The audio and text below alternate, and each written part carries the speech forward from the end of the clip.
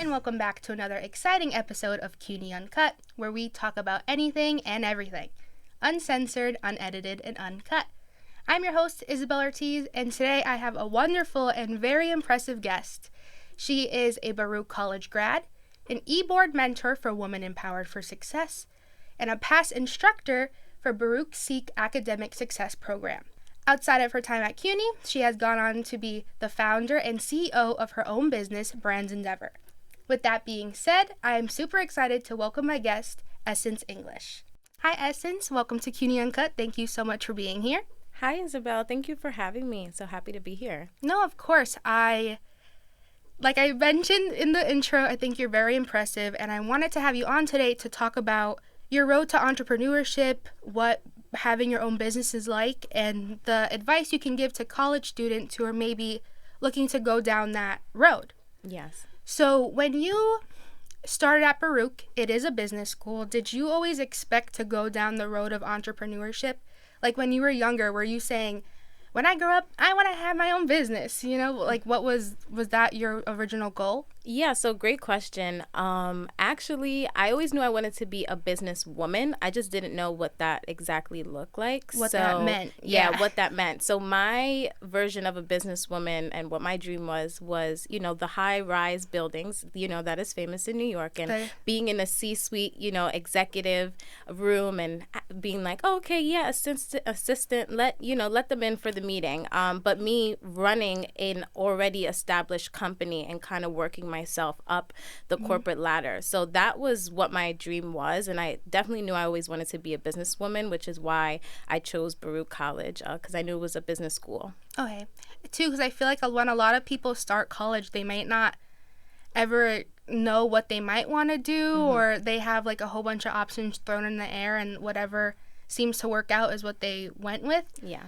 But I like that from day one, you're like, I want to be a businesswoman. I want to be a boss. And I think, too, going into that field can kind of be intimidating. Very much so. Yeah, especially as a young professional, I think that can be intimidating for anybody. Especially as a Afro-Latina as well. Yeah, because like I mentioned in all these interviews, I'm a media student, and I feel like diversity on screen, and now you mentioned the corporate business world, like it's not shown a lot, so you don't really have anybody to look up to. Or did you feel like you had anybody to look up to in the business world when you were starting? No, not really. I wouldn't say, but I will say that I do appreciate like the generation that I live in and the times that I live in, being a Gen Z. We are boundary breakers, and now, I feel beautiful and confident to show up anywhere with my curly hair. But I remember when I was a little girl and it was picture day, or I had to go in for an interview for a job, I always used to straighten my hair, because that's, Me too. Exactly, that's what I thought would make my chances higher in getting that position. But now we live in times where, it is very much accepted and encouraged and promoted to wear your hair naturally, because it is beautiful. And I get compliments on my curly hair all the time. And I love that I'm also able to be a representation to other women, girls that look like me. And I posted a reel about that, and the setting was in a room, in a classroom setting, and someone commented like, oh my God, how did you become a professor? Your hair looks beautiful. I'm so happy to see, someone of color, a woman with curly hair, like in that position. And it just warmed my heart so much that I could give someone else hope that you can do it too if you look like this. Yeah, and I think, too, like you mentioned, Gen Z is kind of breaking the ideas of what our parents told us what is professional. Yes. Because, like, growing up, it was, you shouldn't have tattoos from here down. You, like, if you have curly hair, straighten it. Make sure, like, you're presentable. And I think, like I said, that idea of professionalism is changing. And to add CUNY into that, I feel like when kids are going to school, it's even harder if you're a first-gen student, because you may have that community of people that can, like, guide you along the way. But you yourself were a first-gen student, and I know Seek really is about that. When you were in it as a student and an instructor, how important was it for you to guide fellow students, people really just starting out in college, be that voice of a first generation and like be like, look, this is what first gen looks like and you can be here too?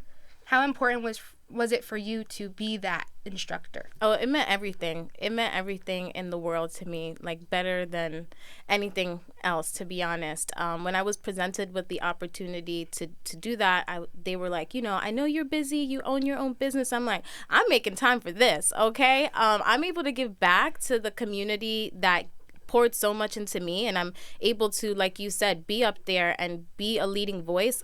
Yeah, I'm going to do it. And it felt so great to show up for those 6 weeks every day and, teaching them techniques. Like I started each class with meditation, and I made sure to do that intentionally because I know how stressful it can be in the college environment, especially as a first generation student, and so to seek. And I made sure to go ahead and share my story, was very authentic with them in certain areas, and made sure to teach them as much as I could, and what I wish I would have been taught as well at that point, because transitioning from high school to college is a lot, Yeah. especially when you don't have anyone at home, again, as a first gen to go to and ask, what did you do, and how did you do it? No, now you have a community, which I'm so grateful for Seek. You have a community where there are a lot of other first generation students that you can lean on, and there's faculty that are also most likely first gen as well. Yeah, and I think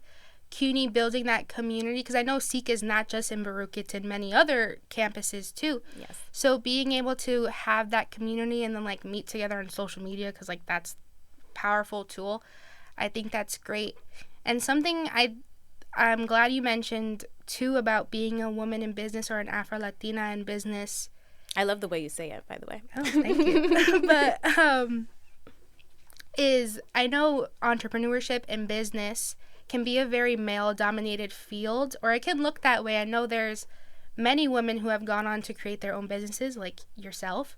But how important is it for you to uplift women's voices in business and then create that collaboration between other women? Because I know Brands Endeavor kind of serves as a medium to connect other businesses. Correct me if I'm wrong. Yeah, so Brands Endeavor is a brand building agency and community for entrepreneurs who want to build a strong brand for long-term success. So we do provide services and resources. The services are anything with brand strategies, design, marketing, and overall brand development. And then the community aspect really does provide resources and a safe space for like-minded entrepreneurs and small businesses to support each other on their brand building journey. So I really do believe that Brands Endeavor is more than an agency. It really is a collective where collaboration and expertise really does contribute to the success of individual brands. But to answer your question about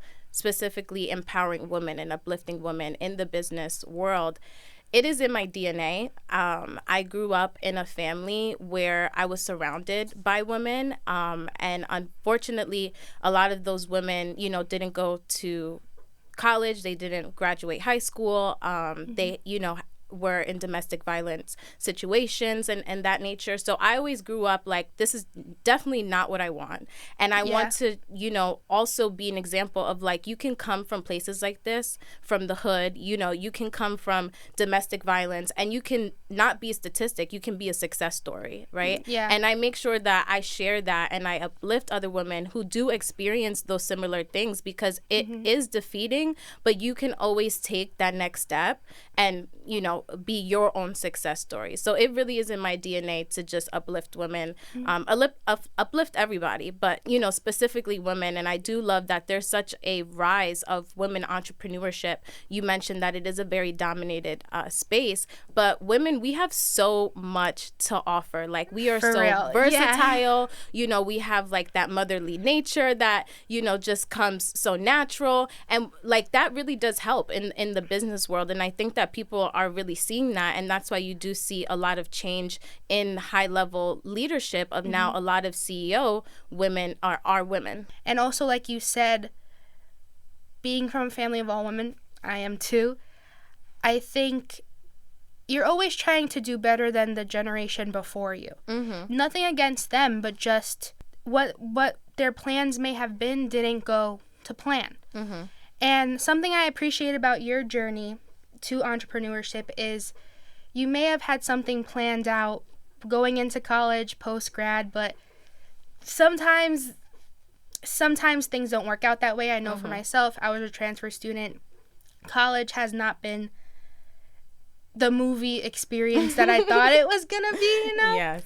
I feel like a lot of college students feel that way once they graduate or even once they get into college, that they feel discouraged because things aren't going to plan. Yes. So, like I said, have you experienced that? And then what advice can you give to college students who are feeling discouraged? Yeah, of course, I feel like that. I'm just going to use an example today. Like, I got my makeup done, but I was supposed to get my makeup done by someone, and then they were sick, and they had to cancel on me. Then I asked another friend if they can do my makeup, and she had something else to do. And my cousin ended up doing my makeup. So nothing went as planned, today. Yeah. But it's still a beautiful day. I'm blessed. I'm here. I'm alive. I'm healthy. And I'm with you, right? And I'm talking with you, and I'm having a beautiful conversation. So that's one tip that I would like to share, is to always just focus on the positive and be grateful. As far as my entrepreneurship journey, I did not expect to become an entrepreneur at my age, 23 years young. I think I was 22 at the time. And so soon after you graduated. Yes. That's very so impressive. that was not the plan. I actually had a corporate job already secured before I graduated college, which, is the way to go. That's very successful. And I went and worked for this employer, and at the job, it was in person that I was working on the retail floor. And at the time during the pandemic, that was right when, things started heating up again, and the COVID vaccine mandate came out. And so if you were working in person, you had to get the COVID vaccine mandate in order to keep your job. So I was told by my employer, okay, this mandate's come out, go ahead, get vaccinated if you want to still work here. And I'm like, well, what happens if I don't want to get vaccinated? Like, I still want to work here, but I don't want to get vaccinated. I just don't feel comfortable. Everything happened very fast. And they said, there's nothing we can really do. Like, this is, the government, and that's it. And I was like really discouraged, right? I was told, again, as a first generation, I was told, go to college, do great in college. I graduated with a 3.6 GPA. I was in leadership programs. I was involved in clubs. I did everything by the book. Everything right. Yeah, everything right. Then you'll, get a job, which I did, had one already secured before college. Oh, wow, amazing. You're so successful, da-da-da-da. And then go on and you'll climb the corporate ladder, and I'll get my C-suite executive, office that I'm planning for. And that it didn't go that way. Yeah. And I realized then that it's never your plan. It's always God's plan. It's always God's plan. So if it doesn't go the way you expected, it's because it wasn't supposed to be that way. And you just have to trust in God that it's going to work out the way it's supposed to. And I did that. I leaned on my faith. I prayed a lot. And he told me, go down this entrepreneurship journey. You said you always wanted to be a boss, right? You said you always wanted to have to be a businesswoman. Do it now. And I think now was the perfect time to do it.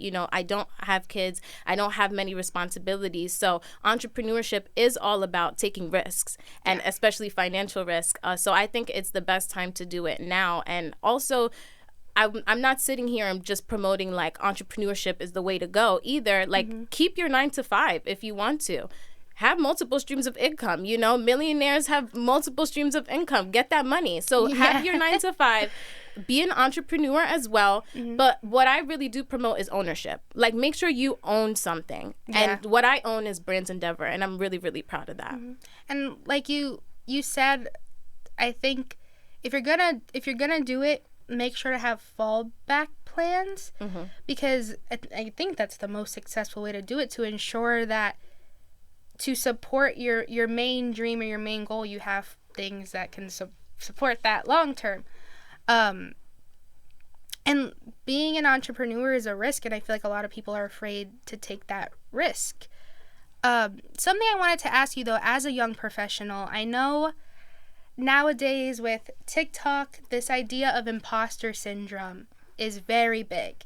And I've experienced it myself, and I'm glad there's like a name to it. And it's, if you're unfamiliar, it's just feeling like you don't belong somewhere, or you are not as deserving to be in the spot you're at, or that can be in any business, especially young professionals are feeling that, people who are graduating college are feeling that. So have you experienced that imposter syndrome? I've definitely felt imposter syndrome many times in my life. I think the first time was in college, a little bit. I wouldn't say too much, because I always was really good in school. Like in high school, was on the honor roll list, and I always knew I wanted to pursue my education further. But I did feel like I wasn't supposed to be there at times when I was in a room filled of people that didn't really look like me, or looked at, professors who didn't really look like me. Again, why representation matters so much. I've definitely felt imposter syndrome as well, as a first generation entrepreneur. I feel that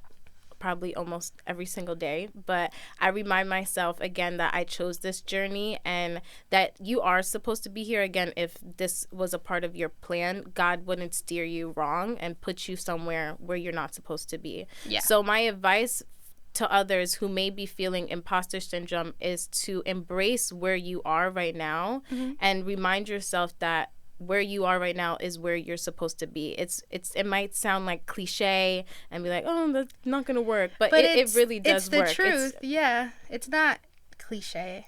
I don't think it's cliche. Like you said, it's, if you're supposed to be somewhere, that's where you're supposed to be. And I wouldn't. And self-confidence, I think, has gotten me along that journey.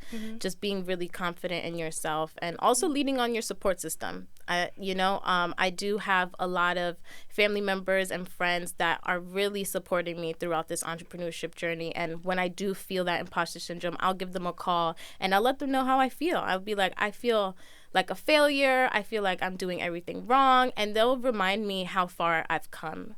Like my cousin, who love her so much. And she does really uplift me. So also leaning on your support system. Because I know during, college and during this young time in our lives, I'm 23. How old are you? I'm 21. 21. We explore relationships as well. So I've been with my partner ever since I'm 19. And wow. So it's about to be 4 years. And he's really been my backbone too. Like, he see me go through college. He see me make that tough decision. And he's seen people like my mom tell me at first, you're stupid, like just get the vaccine, but now that she sees me so happy and she sees how successful I am in my entrepreneurship journey, she's like, wow, like, I'm so proud of you. And I don't think I would have been able to make those tough decisions and get through that imposter syndrome in my college career or as an entrepreneur without my partner. Okay, well, that's nice. I know he was here today helping you. Yeah, so find a good partner, okay? While you're dating out there and stuff like that, make sure that you find someone who's really going to be there with you through thick and thin. I think, too, like, being in your early 20s, your relationships with people are always evolving, and people who might have you thought were super there for you and supportive, sometimes things change, and you meet new people along the way. That's why I think networking is an awesome tool, because I know myself through networking, I've met people and they've ended up becoming like really close friends. And also I love networking too. Support system. But I think as a business owner, do you feel like there is ways to be effective networker? Oh, yes. Yeah, because sure. I feel like that term networking, going to networking events, can be intimidating. And I just wanted to pick your brain really about that. What to you is effective networking? Great question. I love this one because I love networking. And I really became a master at it in like college, and now I really do use it in the business world. So effective marketing. You see, my brain is always on branding and marketing. Brand endeavor. Let me just push you to the side real quick.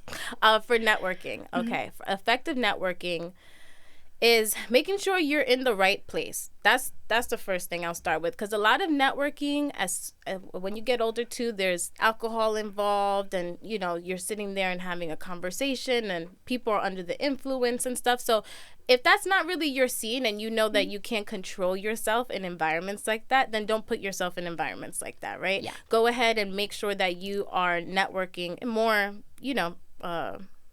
I won't say professional environments. Yeah. So as far as a college student, I did definitely go to a lot of events on campus. So I encourage all college students to go to events that are also aligned with your personal passions and your professional goals. And effective marketing is all about making sure that when you do communicate with those people, that you make sure you follow up. So that's my tip, is make sure you follow up, and make sure you follow up within 24 to 48 hours. You know, you follow up via text or email, whichever way is the preferred communication that you guys talked about, and you just basically say, like, you know, hey, it was nice to meet you, you know, go ahead and thank them for their time and be nice. You know, people love to hear compliments about themselves too. So, you know, say a nice compliment, and then be intentional about where you want this relationship to go. So say, you know, I would love to have a coffee chat, or would love to meet on Zoom for, you know, a brief few minutes to talk about how we can collaborate and, you know, help each other or be a resource to each other. And I use that same exact template right there. So you can steal it. Whoever's listening can steal it to go ahead and secure, you know, these partnerships and make these connections really last a while and be fruitful, not to just me, but to the other person on the other side. Because I think there's a lot of, oh, I want, but you also have to be willing to give. And that's one thing that I've definitely embraced, is I'm always willing to give insights, whether it's about branding, marketing, or, you know, share my advice or stories or whatever the case is. And we all have a lot to share and help each other. So why not just embrace that? I think too, when bringing it all back to helping the generation younger than you, being able to share your experience, even though it may not be like sunshine and rainbows all the time, but being able to share what truly for you an entrepreneur is. And I wanted to ask you too, because I feel like when people think about entrepreneurship, it can sound like a dream job. You work for yourself. There's nobody telling you what to do. There's nobody telling you when you can go get lunch. It's really just you. But I wonder, is there highs and lows that do come along with being your own boss, and how have you felt that? Yeah, so I love that you touched on like the glamour part of entrepreneurship, which is really what we see, especially on social media. But there's a lot of work that goes behind the scenes, and a lot of self-work. So I know you said, you know, you're your own boss, you have your own schedule. And while that all seems amazing, and it is, you know, you can take an hour now to eat lunch whenever your body tells you you're hungry, or if you need to go out for a walk, you know, you can go out for a walk. You don't have to stay at your office chair. But also what can be a low is that you get comfortable and you get complacent. Maybe you start waking up at 11 instead of waking up at 8 or 7, you know, like you would for a regular 9 to 5. So what I've done is really create a consistent schedule for myself. And so I give myself 2 hours in the day to, you know, do my daily routine, which includes yoga, includes meditation, includes making sure to feed yourself. Because during my first year of entrepreneurship, I barely ate. Like, my partner will tell you, he will cook breakfast for me, put it in front of me, and would have to tell me 5 times to eat, because I'm already on the computer working and in my, you know, in my mojo. But that's not good, because you burn out quickly as an entrepreneur. I was about to say that. Do you feel like you're I definitely had burnout? Yes, I had burnouts, I had breakdowns, and it really took for me to take a step back, take a break, and also remind myself that rest is not a reward, it is a necessity, and it is productive. So in order for me to show up for my clients, in order for me to do what I have to do, I need to show up for myself first, and I need to be selfish about that, and that is totally okay. So even in your college journey, you have to do that too. Make sure you put a consistent schedule. Make sure that you show up for yourself first, because you can't show up for class productive if you didn't go ahead and eat breakfast yet, or you have fried chicken. You're gonna perform like fried chicken. That's what I told my students. You know, what you eat is also, you know, what you are. And so yeah, just self-love, self-care is very, very big and important for entrepreneurship. And there's a lot of highs and lows, but as long as you have self-awareness and you're able to be disciplined, you're good. You'll be set. Yeah. Okay, well, I love that fried chicken comment. I think that's always going to stick with me now, so thank you. I feel like one of your students. I love fried chicken, okay, by the way, but I make sure I don't eat it, you know, when I need to perform really good, like later on that night. Yeah, don't eat fried chicken at like 1 a.m. Not gonna do anything for you.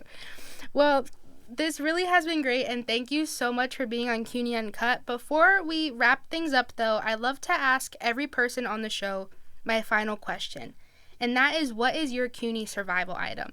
I know for myself, my go-to, always an iced coffee. Like I said, any temperature, I will be drinking an iced coffee. But now I've added another item to the list, and that is my Notes app. I use it for everything. You do not want to look at my Notes app. It's insane. I use my Notes app a lot, too. But what is your CUNY survival item? That can be during your time at Baruch or even now. Gotcha, yeah. So during my time at Baruch and now, my CUNY survival item is a person. And that person is Rebecca Queno. She is a faculty member of the SEEK program, and she was my mentor. And I literally call her my walking diary. And she's seen me grow ever since I first entered college to now. And she really just, I don't know where I would be without her. Like, she was there when I failed a midterm, and I never failed the test in my life before. Oh, wow. So when I failed that midterm, again, I felt like the utmost failure, and I went to her room and just poured my eyes out. I've shared things about my business, asked for her advice. I've shared personal things that go on in my life and asked her for her advice and her guidance. And she's a woman of faith, which she's inspired me to now become a woman of faith as well. And she's just an awesome, beautiful, amazing woman that is definitely my survival CUNY item. Well, that's really beautiful. I was not expecting you to say that, but like I said, I think wrapping it all up, you being in the SEEK program, you helping students in the SEEK program is really a very honorable and beautiful thing. So, like I said, thank you so much for being on today. This really was a great conversation. I feel like we can go on. Yeah, I was just about to say, I don't want it to end. I know, me either, but like I said, thank you for being on CUNY Uncut. Thank you so much for having me. I really did enjoy this, Isabel. Well, that is a wrap on today's episode of CUNY Uncut. Thank you so much for tuning in. Make sure to check out CUNY Uncut on social media. And once again, I'm your host, Isabel Ortiz. I'll see you guys next time. Bye!